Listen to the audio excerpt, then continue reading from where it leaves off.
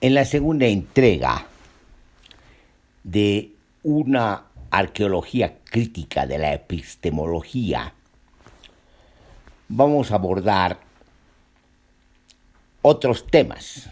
Esta vez un tema que tiene que ver con el pensamiento propio. Vamos a titular a esta exposición Plegamientos, desplegamientos y replegamientos del pensamiento propio. Hemos dicho que el pensamiento propio es como una pretensión o una búsqueda. Y si ustedes quieren también desde otro punto de vista, una utopía. Pero quizás sea algo que tenga que ver con la autenticidad. Y en ese sentido el pensamiento propio se convirtió en un periodo, en los años 80, 90, sobre todo 90, en Bolivia, en La Paz, en el proyecto y en el colectivo Episteme, como una tarea pendiente para América Latina y el Caribe. Sobre todo teniendo en cuenta la crítica a lo que se llamaba el pensamiento eurocéntrico, que desde otro punto de vista también se llama occidental. Pero en realidad se están refiriendo a no otra cosa que al pensamiento moderno, o a la historia del pensamiento moderno, o a las estructuras del pensamiento moderno, a las formas del pensamiento moderno, entendiendo los distintos periodos, las distintas épocas, contextos y regiones. Hay pues una pretendida posición que demarca la diferencia, como si fuese radical, entre un pensamiento occidental y un pensamiento oriental. Ya Edward Said, en su libro Orientalismos, lo expresa muy claramente. El orientalismo o los orientalismos son una invención de Occidente. Pero también tenemos que decir que Occidente es una invención, no necesariamente del Oriente, para jugar con la simetría, sino del mismo Occidente. Para empezar, Europa es parte del continente asiático, no es un continente. Si ustedes quieren, es una península del continente euroasiático. Entonces, hablar de Occidente tiene errores geográficos, porque el Occidente vendría a ser más bien el quinto continente, Abya Yala, el continente de Abya Yala en lengua cuna, o el continente de América, si ustedes quieren. Entonces, ¿de qué estamos hablando cuando decimos Occidente? Obviamente nos estamos refiriendo a una descalificación, pero también a un señalamiento de lo que es Occidente, refiriéndose precisamente a un pensamiento que habría o se habría generado y emergido y desarrollado en Europa. Por otra parte, hay también equívocos históricos. Europa es un término que le dan los romanos en la medida que conquistan esa península que consideraban de bárbaros, de sociedades bárbaras.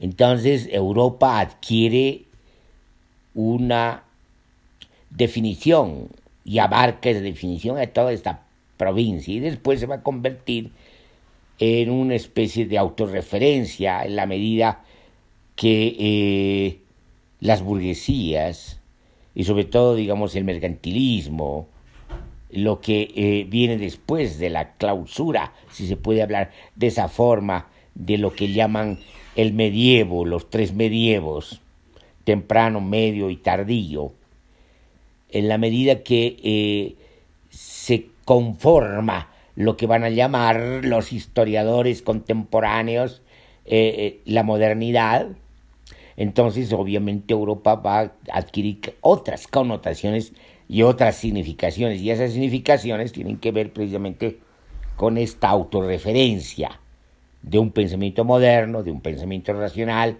inclusive de la pretensión de un pensamiento científico, inclusive la pretensión de una civilización, la civilización moderna, una civilización que, digamos, estaría más lejos en la evolución desde esa perspectiva darwinista que las otras civilizaciones, las civilizaciones sobre todo antiguas. Y obviamente se apoyan no solamente en el hecho de la mundialización que significa e implica la conquista del continente de Abya Yala, del continente que se va a denominar América, en reconocimiento a Américo Vespucio. Entonces estamos pues ante, digamos, una aventura semántica o una arqueología semántica, en la medida que las significaciones van a tener mucho que ver con lo que está ocurriendo, con los contextos sociales, culturales, económicos, y con lo que está ocurriendo, sobre todo desde el punto de vista del poder, de manera muy clara de las dominaciones. Y estamos hablando de una dominación colonial moderna con la conquista del continente, del quinto continente, de Abya Yala y de América. Entonces, en la medida que ocurre esto, ¿qué es lo que está pasando? Lo que está pasando es que adquieren significaciones estos nombres que dieron, sobre todo este nombre que dieron los romanos a la península, que van a llamar Europa. Entonces, adquieren distintas significaciones y por lo tanto, digamos, de alguna manera los que usan esos términos terminan atrapados en la arqueología semántica sin manejarla, pretendiendo que la última superficie, la última significación, la significación que estén manejando es la significación que pertenece en propiedad a ese término, a Europa. Y ese error lo han cometido los de la corriente decolonial, que es una corriente de académicos norteamericanos que se golpean el pecho y que quieren encontrar una frontera entre, digamos, Occidente y el pensamiento no occidental, sobre todo un pensamiento resistente. No vamos a quitar el valor que tienen las resistencias culturales y contraculturales. El problema es el uso que se hace de estas resistencias para demarcar algo que no existe, porque estamos hablando de la mundialización, de etapas y procesos de la mundialización. Estamos hablando de la civilización moderna, de la modernidad, que también ha vivido su semántica, porque el término moderno es dado por los poetas malditos, quienes conciben de una manera estética el primer significado, el arque-significado de moderno. Y cuando lo hacen, estos poetas malditos se estaban refiriendo a la experiencia de la vertiginosidad de esa sociedad que suspende los valores tradicionales y las instituciones tradicionales y se encamina en esa vertiginosidad a la suspensión de todo y por lo tanto a un trastocamiento de todos los valores, a una suspensión de todos los valores de todas las instituciones, a la relatividad extrema. Y en ese contexto los poetas modernos le dan una significación y después, bueno, que en la medida que se trata de pensar esta época y en la medida que el discurso económico adquiere cierta hegemonía y además instala su pretensión de ser la ciencia de la modernidad, la ciencia económica de la modernidad, las significaciones van a adquirir un carácter economicista. Entonces hay varios equívocos en esta arqueología semántica. Y esos equívocos, obviamente, nos llevan a errores en la interpretación de la realidad efectiva. Y los decoloniales cometen ese error. Porque esa demarcación que quieren hacer es imaginaria, es de ellos. Se puede separar en la modernidad un pensamiento propiamente europeo de un pensamiento oriental. Por ejemplo, sobre todo hablando de la filosofía griega que viene a través de los escritos y las recuperaciones árabes de los escritos de los filósofos griegos, o muchos escritos vienen de lo que ha quedado de la biblioteca de Alejandría y llega a Europa, ¿podemos hablar propiamente de un pensamiento europeo? ¿No sería más sensato hablar de una arqueología y de una geología de los pensamientos en Europa, que son contextuales, que son epocales? De la misma manera sucede aquí. Es decir, quieren encontrar, por ejemplo, una demarcación, como se encuentra el Ecuador, una demarcación geográfica o geográfica cultural entre sur y norte. Como si la modernidad solamente perteneciera al norte. Se olvidan que la primera modernidad, la modernidad barroca, estaba en el sur, era hegemónicamente del sur, después de la conquista, donde los jesuitas administraban la espiritualidad, por así decirlo, desde la China, inclusive llegaron a Japón, la India, bueno, y que se llama, todo eso estaba no solamente conectado con las instituciones jesuíticas en Europa, sino sobre todo en Nueva España, lo que hoy conocemos como México, o siendo México parte de lo que era el virreinato de la Nueva España. Entonces, estamos hablando de una mundialización donde, digamos, las verduras producidas en la meseta mexicana se expanden y se irradian a todo el mundo. De la misma manera, ganados que no eran del continente vienen y llegan y se asientan y proliferan en el continente. Es decir, se entrelazan herencias zoológicas, biológicas, y en ese sentido que se llama, estamos asistiendo pues a una mundialización en pleno sentido de la palabra. Los 7 meses se integran, integrando a su vez al mundo, y obviamente estamos ante una cultura que tiene características barrocas. Me remito al texto, o a los textos más bien, de Jerzy Gruzinski, que no solamente tratan el pensamiento mestizo, un pensamiento donde inclusive se incorporan los nobles náhuatl. Estos nobles náhuatl que escriben en griego y en latín, escriben poesía en griego y en latín, y tienen una mirada de mundo. Y además están vinculados a lo que llama Gruzinski el pensamiento renacentista americano, continental o indígena. Entonces estamos hablando de una modernidad pues barroca. Entonces la modernidad tiene distintos estratos. Una modernidad barroca que estaba en el sur, una modernidad barroca que tiene hegemonía en el norte, pero todo es modernidad en la medida que articula norte y sur, este, oeste, los 4 puntos cardinales en esta experiencia de las formas desprendidas, desplegadas de la vertiginosidad de la modernidad. Hablar de la demarcación y de un pensamiento que no sería moderno es no conocer su propia arqueología, su propia instancia histórica. Estos profesores, que además no solamente son de las universidades norteamericanas, sino también de otras universidades continentales, hablan de un pensamiento decolonial.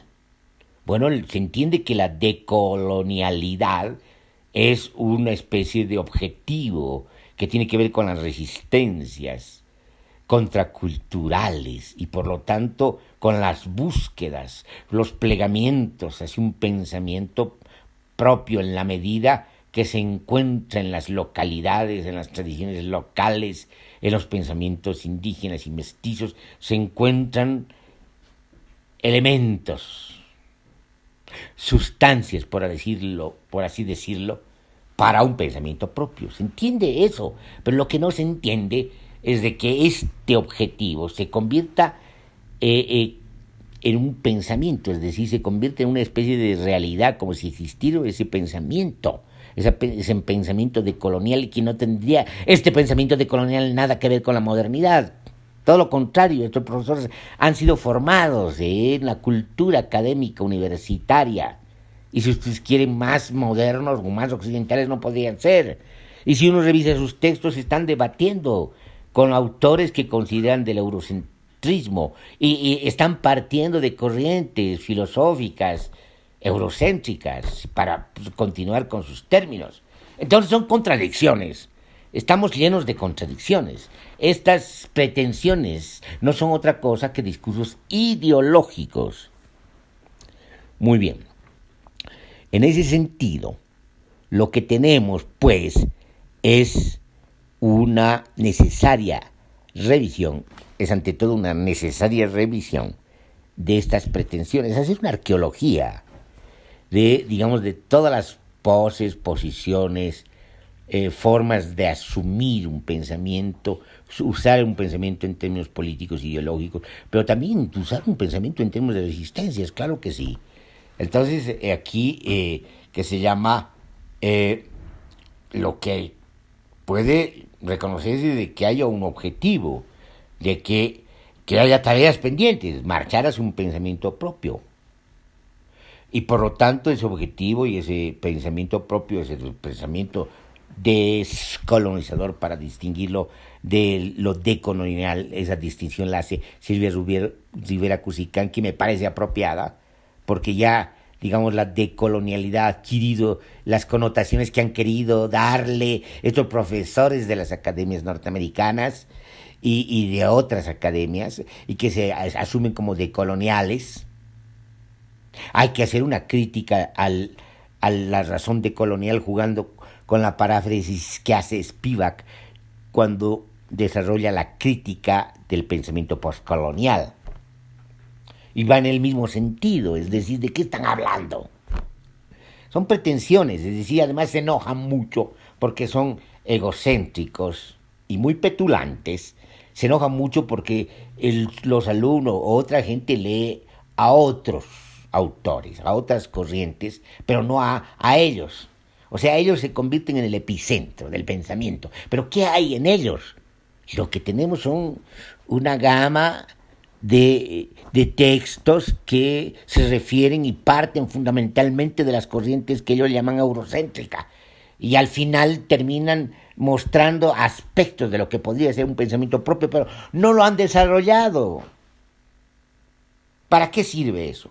En Bolivia sirve eso para justificar posiciones recolonizadoras, como la de los gobiernos progresistas, por ejemplo, que son los más enamorados del desarrollo capitalista y pretenden, por lo menos en las mejores propuestas, un desarrollo nacional. Pero eso sucedía en el siglo XX, en la mitad del siglo XX. Ahora ya no sucede eso. Ahora ni siquiera pretenden un desarrollo nacional, una industrialización, sino una subordinación con una demagogia desbordada sobre la descolonización, el antiimperialismo, cuando son los mejores agentes de las empresas transnacionales extractivistas y de las formas del capitalismo dependiente. Y estos profesores de la decolonialidad han apoyado, pues, a estos gobiernos progresistas, por lo menos parte de ellos, sin hacer una crítica. ¿De qué decolonialidad están hablando?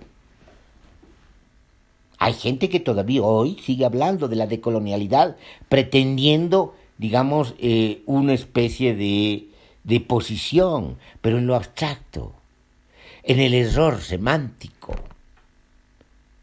sin aportar además un ápice en el avance hacia un pensamiento propio, cuando ya tenemos una historia en los avances del pensamiento propio. Tenemos exposiciones donde hemos anotado, por ejemplo, el papel que cumple en la formación, en la construcción del pensamiento propio latinoamericano y del Caribe, José Carlos Mariátegui. Este marxismo tan inventivo, tan rico, tan vinculado con el indianismo, que recoge no solamente la crítica de la dominación capitalista, sino la crítica de la dominación colonial y de las castas gamonales, burguesías que son a su vez gamonales, que se basan en la explotación, en el ponguaje de las poblaciones indígenas. Ese es pensamiento propio. Pero lo que hacen estos profesores es sencillamente espectáculo académico y para responder a sus disputas sobre el presupuesto universitario. Pero aportes teóricos veo muy pocos. Quizás haya escasas y honorables excepciones sobre aspectos tópicos y no integrales de un pensamiento propio. ¿Cómo vamos a ignorar, por ejemplo, el marxismo latinoamericano en la versión o en el desarrollo de la teoría de la dependencia? Eso es descolonización. Cuando ellos logran pensar el mundo desde el continente, desde la experiencia continental, y logran producir esos conceptos que ahora son tan usados por los historiadores del ciclo largo del capitalismo, que es el sistema mundo capitalista. Eso es descolonización. Pero claro, estos profesores, estos petulantes profesores, lo que hacen es ignorar todo eso, y ellos serían el comienzo, el nacimiento de un pensamiento propio que no se encuentra por ninguna parte, y no lo tienen. Entonces, no vamos a dejarnos llevar otra vez por estos errores semánticos, estas pretensiones ideológicas, que además no tienen sustento, y además terminan enredados en su propio círculo, en su propio envolvimiento, se comen y se muerden la cola y se encaracolan. Es decir, se mueven en sus propias contradicciones, porque en primer lugar no hay un pensamiento propio y terminan recolonizando, terminan siendo una versión recolonial insatisfecha, terminan siendo una modernidad insatisfecha y arrepentida. No aportan. Y peor aún, después de las movilizaciones indígenas de fines del siglo XX, en Guatemala, en Ecuador, en Bolivia, y con contextos de movilizaciones en el 2000 de otros pueblos nativos como los mapuches, los guaraníes, ellos no tienen en cuenta la experiencia de estas movilizaciones indígenas anticoloniales, contrarias a la colonialidad, a las formas de la colonialidad singulares que han adquirido las sociedades contemporáneas y los estados contemporáneos y las formas políticas contemporáneas. Es decir, para nada ha servido esta experiencia y siguen con sus cosas. Está bien, los testimonios son importantes, el papel testimonial es importante, sobre todo en las resistencias, pero convertir esos testimonios singulares en una proyección generalizable y convertir eso como si fuera, digamos, ya el pensamiento propio, es una pretensión demasiado exagerada. Entonces es indispensable seguir de manera consecuente en el desarrollo, en la construcción de un pensamiento propio, sin olvidar que ese pensamiento propio forma parte precisamente de las resistencias a esa mundialización, a esa modernización y a esa colonialidad mundial. Y que lo que se quiere es otra mundialidad, una mundialidad armónica, ecológica, plural, multicultural y multisocietal, si ustedes quieren. Lo que se quiere es un pensamiento propio que aporte a una civilización ecológica y que aporte de manera clara, es decir, con que construya teorías que sean el desprendimiento de estas experiencias de resistencia, de contracultura, de contrapoder, esta recuperación de lo indígena en su sentido más auténtico, no demagógico de la palabra. Claro que sí. Hay que seguir el camino que ha tomado Mariátegui, pero en la actualidad y contemporaneidad, sin necesariamente volver al marxismo, inclusive volver a ese indianismo. Ambos discursos discursos histórico-políticos que criticaban las dominaciones y deslegitimaban las formas de dominación, las justificaciones de las dominaciones gamonales y del capitalismo dependiente y de estas burguesías o de estas lumpenburguesías locales. Entonces hay que seguir adelante. Pero el pensamiento propio no es, pues, lo que pretenden estas poses débiles, endémicas y demasiado pretenciosas que esconden y encubren profundas debilidades y encubren profundas falsedades. Entonces no es eso, sino hay que seguir adelante porque la lucha continúa. Entonces, la arqueología del pensamiento propio equivale fundamentalmente a un análisis y una mirada retrospectiva de los sitios donde se ha ido formando un pensamiento propio, pero también de los lugares donde no se habría desarrollado el pensamiento propio, habría quedado como latencia, o si ustedes quieren como inmanencia cultural, y por lo tanto queda como tarea pendiente. Pero también equivale a hacer una especie de evaluación de lo que está ocurriendo ahora, en la actualidad, en el momento, o en la historia reciente. Hacer una historia reciente sobre los discursos de un pensamiento propio, o de las formas de pretensión del pensamiento, que a su vez pretende ser crítico de la modernidad y de la colonialidad.